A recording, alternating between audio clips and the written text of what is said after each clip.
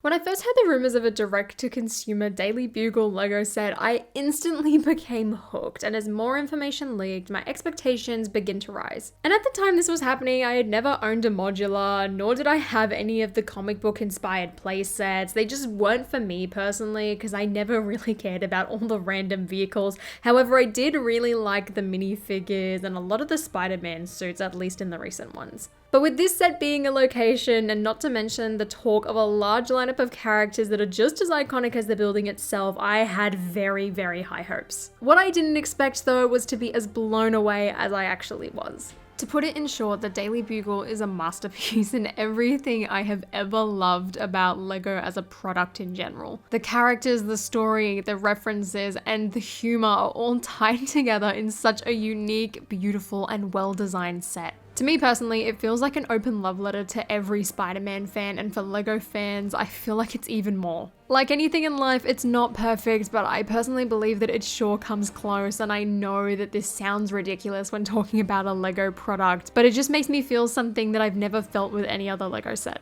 The Daily Bugle is set 76178 and has 3,772 pieces and retails for $300 US, and it creates a true skyscraper that stands to be around 82 centimeters tall or 33 inches, so you will need a lot of space to display it. And personally, I split the build up across several days and ended up completing it after 2 months, and ever since then I have wanted to share my thoughts on why this set is so incredible, but it just didn't feel right at the time, so I'm really glad to finally be doing so. The set also includes 25 minifigures, which I think complement the build beautifully. And while there are an excellent range of exclusives for minifigure fans like myself, including Daredevil, Punisher, and Black Cat, there are also some that just serve as a filler in order to populate the set itself and bring it to life. While some of these figures most people won't recognize or care about, like Ben Urich for example, their inclusion brings so much life and character to the build. I personally think that they give the set an authentic feel and even bring the hustle of New York City to life in Lego form. Though there is no doubt that the heroes and villains are the stars here, however, a lot of them you may already have from the cheaper Spider-Man playsets.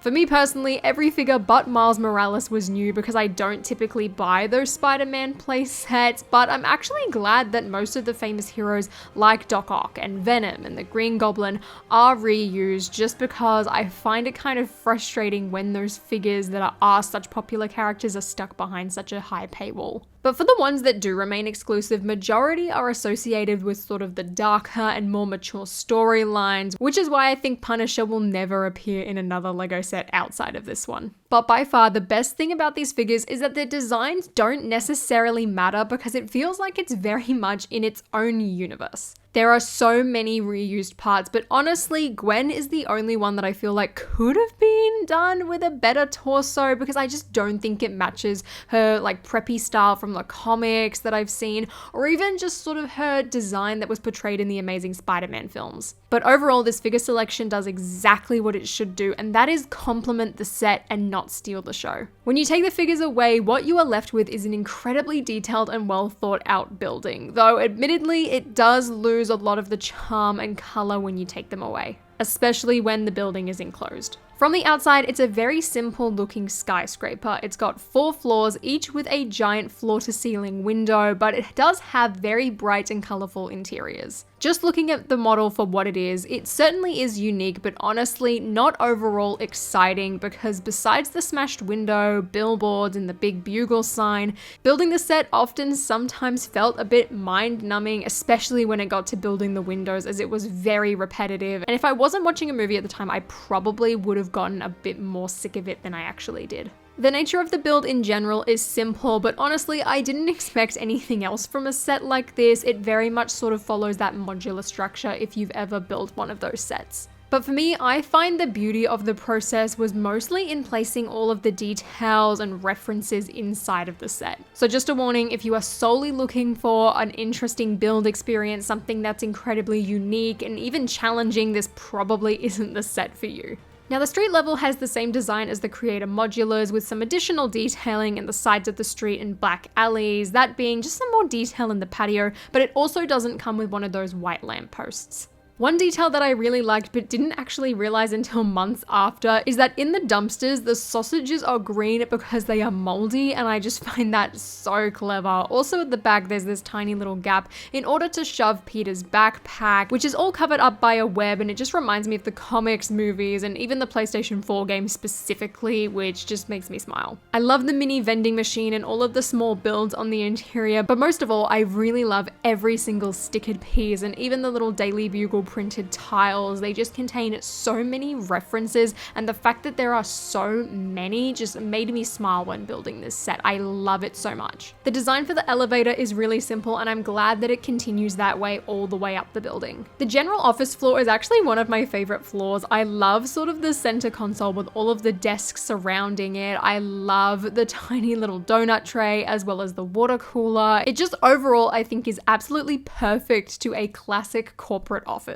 Peter Parker's office as well has to be a highlight. I love the fact that they chucked the classic Spiderman reference here with Spiderman sitting at the desk with the green walls. I think it's hilarious and a great meme. However, the little storage room next to it, I don't know, it just feels kind of weak to me, especially since the boxes are sort of cluttering up the door frame. Like, I get that it's supposed to sort of be like that, but I just kind of feel like it's a waste of space at the same time. However, I do appreciate the pizza box, which I'm guessing is a reference to Pizza Time, or at least I'm taking it that way. Then at the top, you've got Brady Brant's desk, as well as another stickhead panel, which is the same print as sort of the J. Jonah Jameson news broadcast, which personally I really like. It sort of creates this form of consistency in this set, which I thought was really cool. Not to mention all of the stickered computer tiles. I find them absolutely hilarious and really, really cute. But lastly, on the left, you have Jameson's office, which I think is just appropriately cluttered. I love the stash of newspapers. However, the one thing that I didn't like about it is how hard it is to get Jameson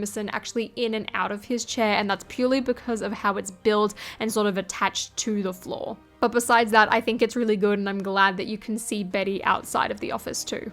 At the top of the building, there is a giant water cooler up the top by the sign, as well as this giant telephone pole at the top, which honestly, I love the fact that the Power Blast pieces are attaching off of that. It looks fantastic. But one thing that I really love about this set, and I really think adds a lot of value and substance, is the giant billboards in it. Firstly, I love the fact that there is a Just the Facts one from the PlayStation 4 game. I love that video game to pieces and cannot wait for the sequel. So the fact that there is a direct reference from it is just fantastic, and I think it works really well. Even the little bird's nest I think is really cute up the back. Not to mention sort of the little balcony rooftop platform area. I think that was really cool, but definitely the banners around the front are the best. One of which is Norman Osborn's sort of like mayor campaign, which I think is really cool, but it also annoys me because it reminds me that we don't have a Norman Osborn figure outside of the Sam Raimi films ones, which is really frustrating. But besides that, the billboard at the front, you get J. Jonah Jameson. You also get a reference to Dr. Kirk Connors, where unfortunately his name is actually spelt incorrectly, which is quite frustrating.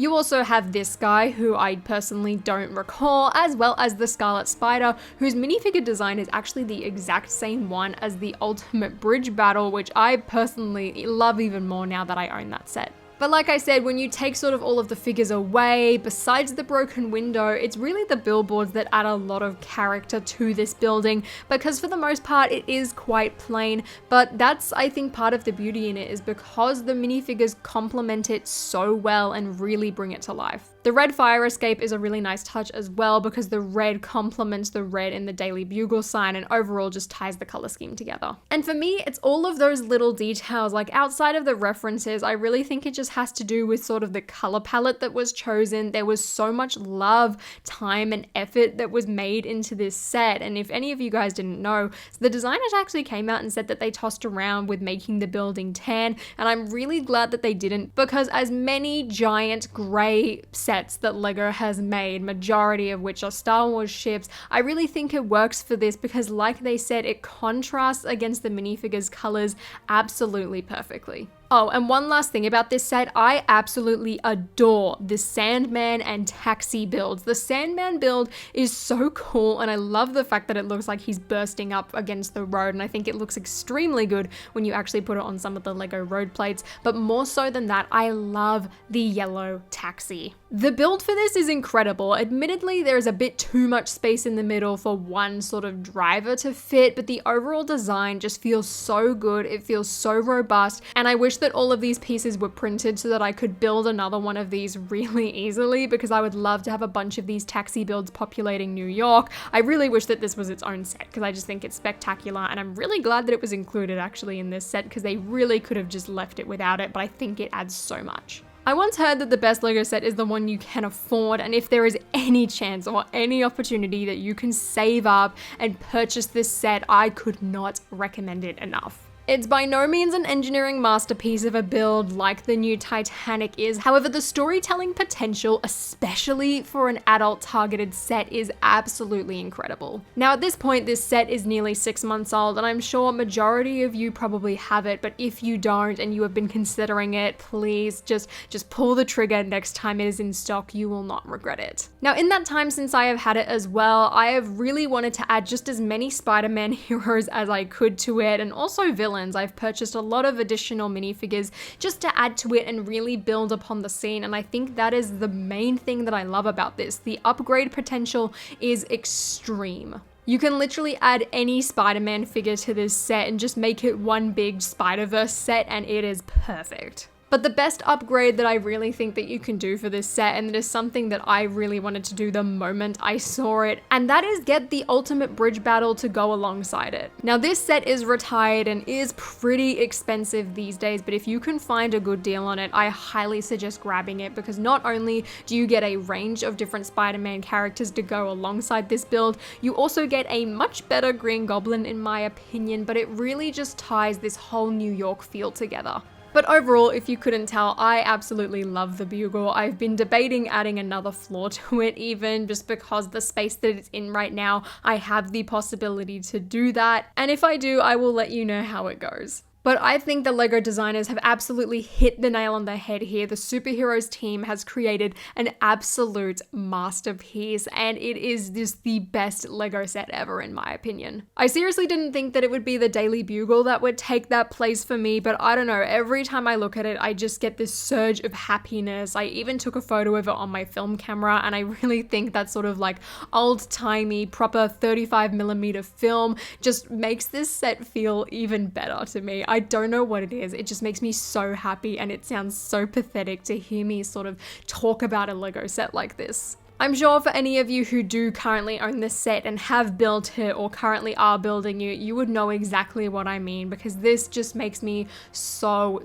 happy. But at the end of the day, this set is definitely not one for everyone. However, I do think that most people will enjoy it. Just because definitively as a Lego set, this thing is amazing. But those are all of my thoughts on the Daily Bugle. If you want more of your sort of traditional review style on the Daily Bugle and have a closer look at all of the details, I highly recommend watching Tiago's review of it. He does an amazing job of showcasing this set. But I really hope you guys enjoyed this style of video, and I'm just so glad that I could finally talk about a set that I have been dying to share my thoughts on for so long. So if you guys enjoyed this video, please give me a thumbs up and consider subscribing to my channel down below. I will also make a video on all of the sort of tiny upgrades that I've done to the Bugle within a couple of weeks. And until next time guys, I'll see you later.